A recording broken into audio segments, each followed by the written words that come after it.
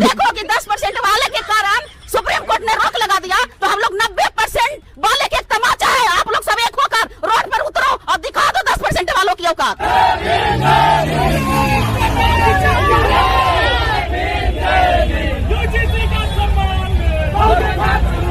अरे ये तो होना ही था, जैसा कि मैंने पिछले वीडियो में बताया था कि एक बास था, वो बास यही वाला है। जर्नल कॉस्ट वाले प्रोटेस्ट कर रहे हैं, इसलिए कर रहे हैं कि उनको गलत ना फंसाया जाए। यूनिवर्सिटी में और चिमटे भीमटे पूरा नीलांडू गैंग प्रोटेस्ट इसलिए कर रहे हैं कि अब उनको गलत फंसाने का मौका ना मिलेगा। बात तो सही है। आज भी एससी एसटी ओबीसी अगर ब्राह्मणों को अगर पूछना छोड़ देगा ना, तो ये लोग जो कटोरा लेकर मांगता है ना, आज भी एससी एसटी ओबीसी का लोग अगर श्राद्ध में नहीं बुलाए, मरनी जीनी में नहीं बुलाए, शादी ब्याह में नहीं बुलाए, भूमि पूजा में नहीं बुलाए, तो ये की औकात नजर आ जाएगा। क्योंकि लोग ब्राह्मण बन के सिर्फ दलितों पे शोषण करना ये शुरू से चाहा, 3000 सालों से शोषण करते आया है, करना। अरे कंट्रोल मेरी नीली भौजी, कंट्रोल। ज्यादा जोर लगाओगी तो गला फट जाएगा। तू समझा? नहीं तू समझा नहीं। ब्राह्मण पूजा पाठ करते करते कहां से कहां पहुंच गए और ये वाली बेचारी ब्राह्मणों को देते देते वहीं की वहीं रह गई।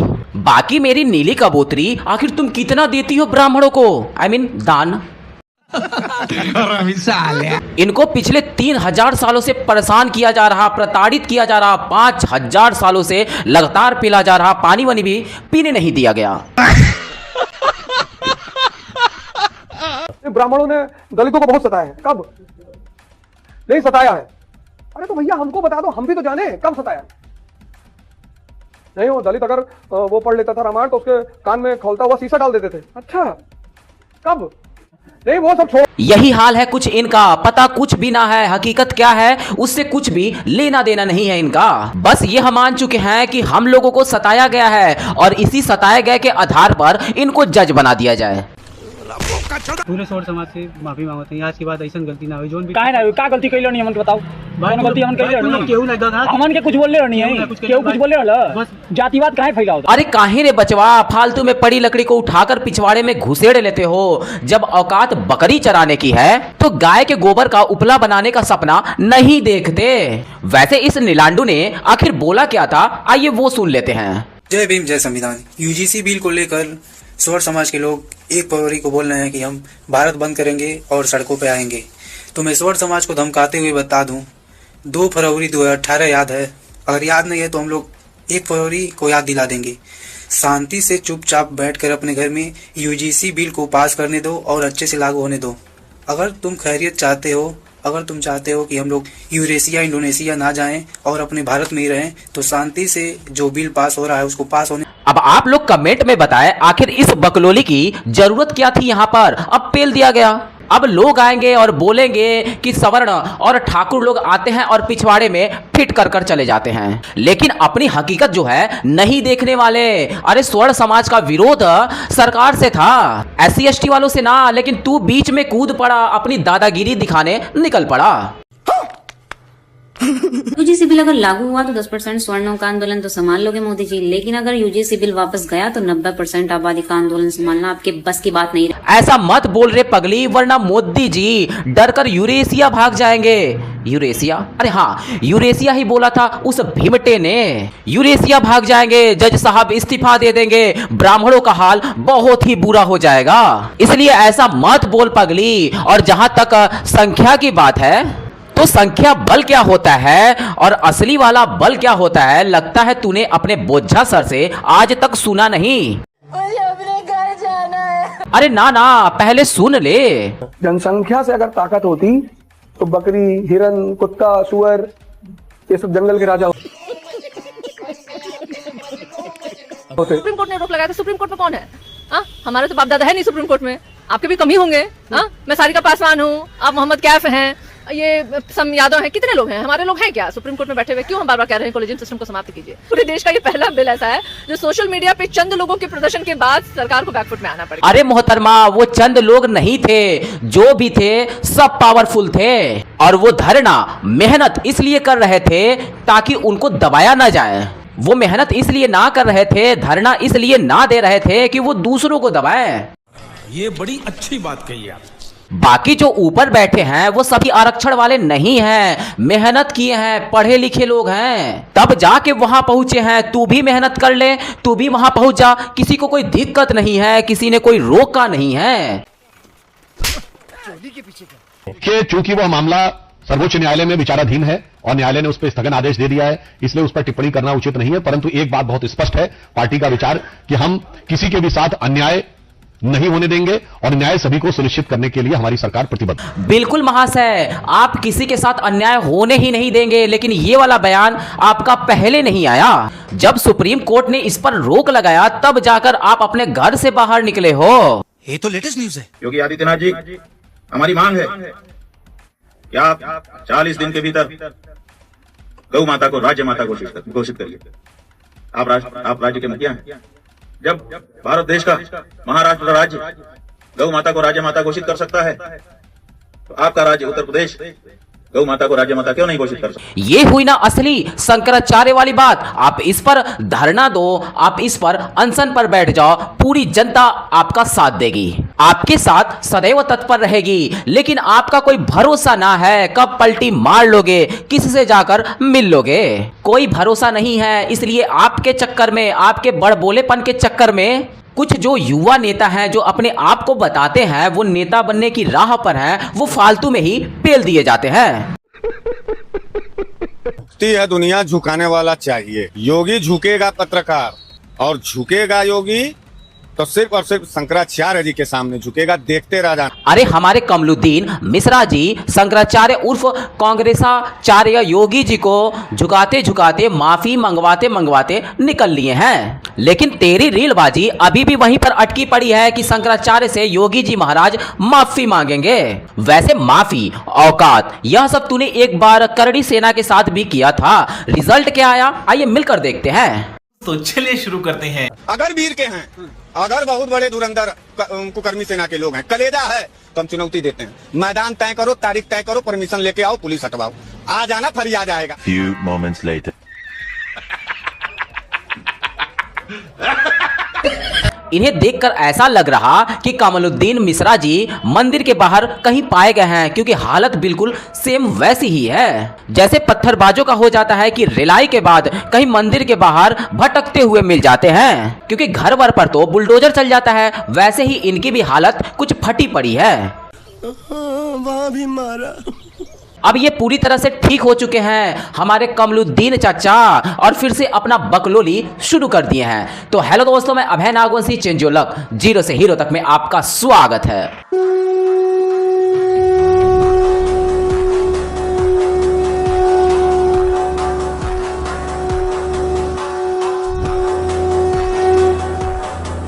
सुप्रीम कोर्ट ने यूजीसी बिल पर रोक लगा दी है। हम किसी कीमत पे सुप्रीम कोर्ट के उस डिसीजन से सहमति हमारी नहीं है। हमारी लीगल टीम ऊपर भी लड़ाई लड़ेगी, लेकिन सड़कों पे लड़ने का हमारा संवैधानिक अधिकार, इसलिए आज हम सड़कों पे उतरे हैं। यूजीसी बिल में जो नियमों में परिवर्तन किया गया था वो दलित, पिछड़े, आदिवासी, अल्पसंख्यक बच्चों के हित में था, उनके शोषण को रोकने के लिए था। इसलिए हमारा साफ कहना है कि डिसीजन से हम सहमत नहीं। बिल्कुल भकंदर भाई, आप प्रोटेस्ट करो, प्रोटेस्ट करना आपका संवैधानिक अधिकार है, लेकिन एक बात याद रखना कि तुम्हारी लड़ाई सुप्रीम कोर्ट से है, ब्राह्मणों से नहीं। जैसे यूजीसी बिल आया था, सरकार ने इसको इंप्लीमेंट किया था, तो सवर्णों की लड़ाई, ब्राह्मणों की लड़ाई सरकार से थी, SC ST वालों से ना। बाकी हम तुम्हारे सपोर्ट में, तुम्हारे लिए बस यही कह सकते हैं, रिक्वेस्ट कर सकते हैं कि भाई आप कौन हो सकते हो इन जैसों के रोजगार पर लात मारने वाले। क्या कहना क्या चाह रहे हैं भाई आप? मतलब साफ है कि आप इनको इतना भी अधिकार नहीं दे सकते हो कि कॉलेज में, यूनिवर्सिटी में सवर्णों को फंसाकर कुछ पैसे कमा सके। झुके रहना पड़ेगा मेरे आगे। ये सरकार का सुझाव थोड़ी था। सामान्य वर्ग का छात्र सड़कों पर आकर विरोध क्यों कर रहा है? आपको क्यों लगता है? आपको लगता है विरोध गलत है?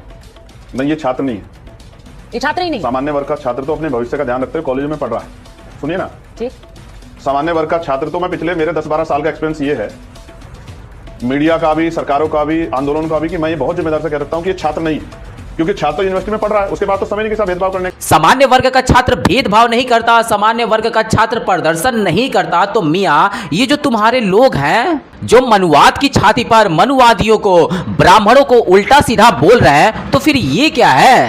ये फंस गया।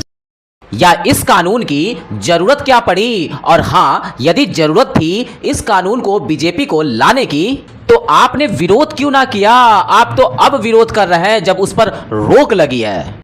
हमारे यहाँ ऐसा ही होता है। दिमाग बाजार में नहीं बिकता, बिल्डअप करना पड़ता है खुद से, और आज के वक्त तुम खुद ही बुरी तरह से फंस चुके हो। डायन पूरे बंगाल को निकल गई, पूरे बंगाल को निकल गई। वो हमारे बंगाल की अभी जो स्थिति है, वहाँ पे बाहर जाते हैं तो हम लोगों को बोलते हैं अच्छा हम्बा हम्बा रुम्बा रुम्बा गुम्बा गुम्बा से आए हो आप लोग। ये क्या आइडेंटिटी है हमारी? शर्म करो ममता, शर्म करो। अरे मोटा भाई, जब मैडम ने बोल ही दिया डायन तो इसमें भाई शर्म की क्या जरूरत है? डायन और जनरल डायर में शर्म जैसी कोई चीज होती ही नहीं है। एक ने देशवासियों को मारा था और एक देश में ही रहकर केवल हिंदुओं को मार रही। बड़े खतरनाक लोग हैं। यूसुफ पठान के ভোট দেয়, এই ইউসুফ পাঠানকে ভোট দিয়ে জিতানোর জন্য মমতা বন্দ্যোপাধ্যায় আমাকে নির্দেশ দিয়েছিল। তার নির্দেশ কার্যকরী করতে গিয়ে আমি হিন্দু সমাজের মানুষকে বলেছিলাম 1 মে 2024 সন্ধ্যা 7টায়, তার আগে 30 এপ্রিল 2024 দিন এই হিন্দু ভাইদের মনে যে আঘাত পেয়েছিল, আমি তার জন্য আজকে প্রকাশ্য এই লক্ষ লক্ষ মানুষের সামনে করজোড়ে ক্ষমা চেয়ে নিচ্ছি। ये है ममता बानो वाला सबसे ईमानदार चमचा, मतलब था अभी है नहीं, हुमायूं कबीर, जो कि पश्चिम बंगाल में अभी के समय में एक बाबरी मस्जिद बनवा रहा। ये जब से ममता बानो से अलग हुआ है, अब अलग क्यों हुआ ये तो बाद में पता चल जाएगा, लेकिन जब से ये वाला चमचा अलग हुआ है तब से कुछ बड़ी बड़ी बातों का खुलासा कर रहा। यहाँ पर ये मुल्ला ऐसा बोल रहा कि ममता बानो के कहने पर ही इसने हिंदुओं के खिलाफ नफरती शब्दों का प्रयोग किया था, जिस कारण यूसुफ पठान जीत सके। 2024 में इसी मदरसा छाप ने बोला था कि हम हिंदुओं को भागीरथी नदी में फेंकवा देंगे। ये सब बातें इसने ममता बानो के कहने पर बोला या खुद से बोल रहा, ये कोई आश्चर्य की बात नहीं है, क्योंकि दोनों की सोच एक जैसी है हिंदुओं के लिए। जोर जोर से बोल के लोगों को स्कीमें बता दे। थोड़ा सा मोदी को जाकर फूल छिड़के, मोदी आया हम लोग के पाड़ा में, अमित शाह आया फूल छिड़के हमारा दुकान तोड़वा दिया। क्या बात? हाँ तोड़वा दिया। टीएमसी बोला जाओ तुम मोदी में जाओ। अरे भैया हम तो गरीब आदमी खा रहे थे, इसमें मोदी का क्या है? हम भगवान का फूल छिड़के है, तो मेरा दुकान पूरा पत्ता हटा दिया। अब बोल रहा है कि और क्या तुमको यहाँ नहीं करने देगा दुकान, मेरा आदमी को जेल में ढुका दिया। हाँ आपके मेरे पति को, मेरा पति। ऐसा ही करती है हमारी ममता बानो, ये लोगों के ऊपर तानाशाही दिखाना चाहती है। यूपी में जब माफियाओं के ऊपर बुलडोजर चलता है तो बाकी सारे लोग अपने बिलों से बाहर निकलना शुरू कर देते हैं, और जब यही कुछ चीजें पश्चिम बंगाल में होती हैं, पिछले दिनों कितनी घटना हुई जलाने का, घर तोड़ने का, वो लोग इस पर बिल्कुल चुप्पी साध लेते हैं। देखो भाई, पाप का घड़ा जो है वो सबका भरता है और इसका भी भर चुका है, शायद 2026 तक फुटकर फट जाए। का नाम क्या है? हसन शेख। हसन शेख बांग्ला से भारत को आ गए ना? ट्रेन पे आया फ्लाइट पे आया? ट्रेन पे आया। कितना पैसा दिया? 450 रिजर्वेशन काटेगा तो 2000 2500। भारत में आईडी कार्ड बनाया क्या कुछ भी? भारत में आईडी कार्ड है। कैसा, कौन सा आईडी कार्ड है? वो जो मेरा ममता बनर्जी है ना, हाँ, उसका आईडी कार्ड है। ठीक है, कितना साल हुआ उधर आके, कलकत्ता आके? मेरा मामा पापी का पूरा उधर कलकत्ता। ठीक है, पूरा आईडी कार्ड है। बांग्ला से ट्रेन पे आया। ये बांग्लादेशी मुल्ला बेंगलोर में काम कर रहा, जो आईडी कार्ड है वो ममता बानो ने खुद बनाकर दिया है, ऐसा ये खुद बोल रहा। ये बांग्लादेशी मुल्ले बॉर्डर के रास्ते पश्चिम बंगाल में आते हैं और इनको वहां पर दामाद वाली पदवी दे दी जाती है, आईडी कार्ड बनाए जाते हैं और फिर देश के अलग अलग हिस्सों में इनको भेज दिया जाता, नौकरी करने के लिए या फिर कुछ और ही कांड करने के लिए। और जब चुनाव होता है तो ये सारे बांग्लादेशी मुल्ले परदेश से अपने देश आ जाते हैं, जैसे हमारे बिहार के भाई मुंबई से आते हैं, वैसे ही ये बांग्लादेशी बंगाल का बनकर वेस्ट बंगाल में आते हैं। कर सकते हैं तो वो पैकेज देते हैं, आपको क्या मालूम? वो पैकेज देते जो अंदर घुसपैठे आ जाते हैं, रोहिंग्याज आ जाते हैं, उनके लिए पैसा दो, डॉक्यूमेंट्स ले लो, फर्जी आधार, फर्जी वोटर, फर्जी फलाना, फर्जी ढिमकाना, सब कुछ वो दे देती है। कहाँ से देती है? क्योंकि उसमें उसका जो पार्टी का कट जाता है, वो तो उनका एक सांसद भी बोल चुके हैं कि 25 अपने पास रखो, 75 भेज दो। तो 25-75 का ये जो इक्वेशन है, ये बाखूबी तृणमूल वाले समझ। पिछला वाला क्लिप देखकर और इस मैडम का क्लिप देखकर ऐसा ही लग रहा है कि जल्द ही पश्चिम बंगाल की डेमोग्राफी बदलने वाली है। यानी 2 महीने बाद वहां पर चुनाव है और वहां पर यदि राष्ट्रपति शासन नहीं लगाया गया तो फिर चुनाव इतने फेयर तरीके से तो बिल्कुल भी नहीं हो सकता, क्योंकि पहले देखा गया है कि ममता बानो के गुंडे किस प्रकार से हिंदुओं के घर पर जाकर तांडव करते हैं, धमकी देते हैं, जबरन वोट भी लेते हैं। कैसे कैसे लोग रहते हैं यार यहाँ पर। लड़की है हमारी, लड़की है, लड़की है। यहाँ रहती हो? यही जुगी है। कैसे रहती हो यहाँ पे? ढोलक का काम है, बिजनेस का। अब यही मांग जांच के हमारा गुजारा होता है। ढोलक जाते हैं बेचने को, तब हमारा गांव जाते हैं, देहात जाते। बताओ, इस बेचारी को 5-5 बच्चे पैदा करना पड़ रहा, फिर ढोल बनाकर बेचना भी पड़ रहा। लगता है इसका मियाँ पियक्कड़ है, देसी पौआ मार के पड़ा रहता है। आइए देखते हैं बेचारी अपने मियाँ के बारे में क्या कहती है, इस मजबूरी के बारे में आखिर क्या कहती है। इधर तो ये भी तो सोचना चाहिए कि बच्चों पर भी कंट्रोल करो। तो क्या बच्चों को कंट्रोल, क्या मार डाले घटका साले? तुम्हारी माँ तुझे नहीं मारा था, तुम्हें क्यों पैदा करके छोड़ दिया? तुम्हारे अल्लाह ने दे दिया दोनों हाथ से, तुम बांट रहे हो, पढ़े लिखे हो, हम पढ़ेंगे लिखेंगे तो जब भी बच्चों पर कंट्रोल करोगे, इतने बच्चे पैदा करोगे, इतना कंट्रोल होगा तब होगा, तुम्हारी मर्जी से होगा। यह हवा चल रही है, पत्ता पानी मर्जी से हिला कि अल्लाह की मर्जी से हिला? तो बच्चे आपका मतलब है कि अल्लाह की मर्जी? तो अल्लाह की मर्जी होगी, इसमें है ही है। जिंदगी ऐसे चल रही है, तो अगर आगे जाके मौत हो जाए तो कोई देख आया, तुम बता दोगे कि तुम्हारे चक्कर से मौत हुई? घेरनी है सरकारी बस तो है नहीं जगह जमीन, तो क्या करे? मांग जांच की जिंदगी काट रहे हैं। जब देगा कोई ना कोई गरीब के ऊपर अगर सहायता कोई कर देगा तो मिल जाएगी। अल्लाह की मर्जी है और गरीब के लिए सहायता करना तो गरीब का नहीं कोई सहायता हो रही है, कोई मदद नहीं हो रही है। आप देख लीजिए जरा, इनसे अगर बच्चों के लिए पूछा है, इनकी हालत दिखा रहे हैं, हम कह रहे हैं कि आप बच्चों पर भी अपना कंट्रोल करिए, तो इनकी जरा बात सुन लीजिए, इनकी क्या इन्होंने हमें क्या। अरे ये तो कोई बेचारी नहीं, बल्कि पूरी खिलाड़ी है, ज्ञानी है। बच्चे तो अल्लाह देते हैं। अब तू गई थी उनके पास या फिर वो आए थे? यहाँ पर कुछ कंफ्यूजन है बड़ा वाला। अच्छा लेकिन इसका मदद लोग करे, सरकार करे। देखो भाई, गरीब हो या अमीर या फिर कुछ भी हो, इनकी जहनियत बिल्कुल साफ है। ये रोड पर पड़े रहेंगे, पास में कुछ भी ना हो, लेकिन ये सुअरों की तरह बच्चा पैदा करना कभी भी नहीं छोड़ेंगे, क्योंकि यह इनका मकसद है कि हम जनसंख्या बढ़ाएंगे और फिर देश पर कब्जा करेंगे, प्रधानमंत्री की कुर्सी पर कब्जा करेंगे।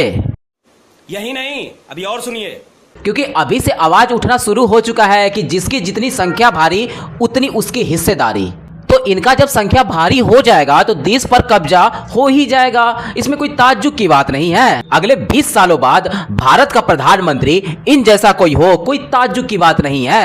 मारो मुझे, मारो मुझे, मारो नहीं, ये मजाक हो रहा है। एक सेकंड, पता है उत्तर प्रदेश के मुख्यमंत्री कौन है? नहीं पता है उत्तर प्रदेश के मुख्यमंत्री कौन है? जी हाँ, इनको पता नहीं है कुछ भी, है मोमडन है, पढ़े लिखे नहीं होते। इनको तो लेडीज हमारी जो है बहुत कम जाती हैं यहाँ पढ़ने लिखने, इनको पता नहीं है कुछ भी कि हमारा मुख्यमंत्री यूपी का कौन है, प्रधानमंत्री कौन है, इनको पता नहीं। इन्हें तो खाना पकाना बस, रोटी इंडिया। इस मौलवी साहब ने तो बिल्कुल सफाया दे दिया कि इनकी जो बहनें हैं, बेगमें हैं, बहुएं हैं, वो पढ़ी लिखी बिल्कुल भी ना होती। इनको पढ़ने लिखने से कोई लेना देना नहीं होता, ये तो सिर्फ बच्चे पैदा करती हैं, खूब सारे बच्चे पैदा करती हैं, जिस कारण जो टैक्स पेयर है, जो अच्छा कमाते खाते हैं, उन पर भी थोड़ा कटौती हो। और इनको हमारे मोदी जी वाला फ्री का राशन तो मिल ही रहा, बस ये जमकर बच्चे पैदा कर रहे हैं, इनका मकसद पूरा हो रहा। कौन है ये लोग? से नफरत करते हैं सर, सूर से नफरत करते हैं, पर ये सुअर तो खुद ही बने हुए, सुअर की तरह बच्चे पैदा कर रहे हैं, हमारे बलबूते पे कर रहे हैं। हमारा घर छीनने के लिए अपने सूर के बच्चों को घुसाएंगे क्या ये? हैं? हमने कहा है कि बच्चे पैदा करो, क्यों कर रहे हो तुम बच्चे पैदा जब तुम्हारे पास घर बार नहीं है? क्यों हमारी प्रॉपर्टी छीनने के लिए पैदा करते? बिल्कुल सही कहा इस मैडम ने। आने वाले समय में जो सुअर की प्रजातियां हैं अपने देश से गायब हो जाएंगी, क्योंकि उनका वाला जो जगह है ना वो ये ले लेंगे, और देश में, हमारे देश में जितने भी नाले वाले हैं ना, जहां सुअर पाए जाते हैं वहां इनके बच्चे पाए जाएंगे। क्योंकि भाई जमीन जो है वो लिमिटेड है, जमीन तो बढ़ेगा नहीं, रिसोर्स तो बढ़ेगा नहीं, तो कूड़ा ही खाना पड़ेगा ना। गजब बेइज्जती है, क्योंकि अल्लाह मियाँ बच्चे दे सकता है, खूब सारे बच्चे दे सकता है, लेकिन जमीन और खाना पीना नहीं। करवाली बेइज्जती। आपने अभी कहा कि मैं संविधान को मानता हूँ, ठीक है? संविधान किसने बनाया?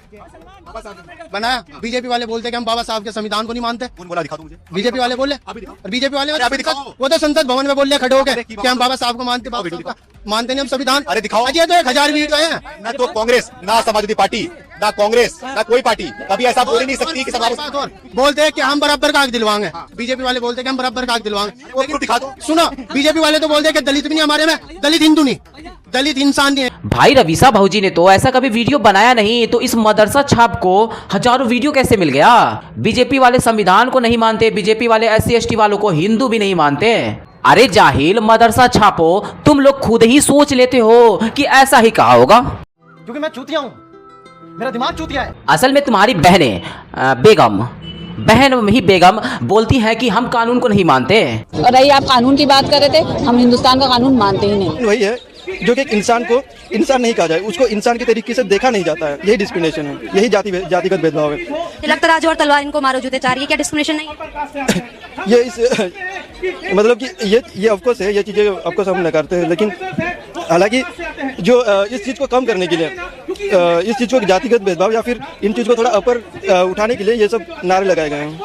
ऊपर उठाने के लिए किन चीज को उठाने? नहीं, मतलब जाति डिस्क्रिमिनेशन को कम करने के लिए। वाह रे बेटा, लगता है तुम गू खा के ही मानोगे। ये जो है ना JNU का एक नचनिया वाला ब्रांड है, इसका हुलिया देखकर ही आप लोगों को पता लग रहा होगा। इसका ऐसा बोलना है कि ये जो जातीय डिस्क्रिमिनेशन होता है उसको रोकने के लिए हम ब्राह्मणों को बोलते हैं कि इनको मारो जूते चार। ठीक कहा है। ये मदरसा छाप जाहिल फेमस होने के लिए कुछ भी लॉजिक लगाते रहते हैं, जैसे अपना देशद्रोही कन्हैया कुमार ने देश के ऊपर ही, सेना के ऊपर ही लालछन लगाया था। असल में तुम लोगों को जातीय डिस्क्रिमिनेशन का नहीं बल्कि एक जुत्ता वाला कानून आना चाहिए। जो ऐसी टिप्पणी करे, जो फालतू का बयानबाजी करे, उनको पुलिस मारे जूते हजार।